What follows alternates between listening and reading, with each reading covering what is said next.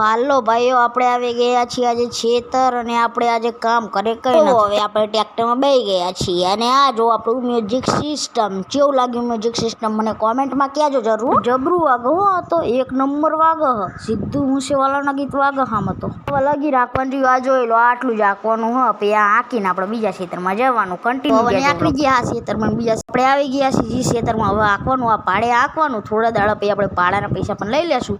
અરે પેમાં ભાઈ તો બહુ થાકી ગયા, તો આખા ખેતર આખીને થાકી ગયા પેમાં. આપણે નીકળી ગયા. હવે આપણે જવાનું વાડીએ, સીધું વાડીએ જવાનું. ટ્રેક્ટર લઈ જવાનું, કલટી છોડીને હલર જોડીને ઘરે આવવાનું હો મિત્રો.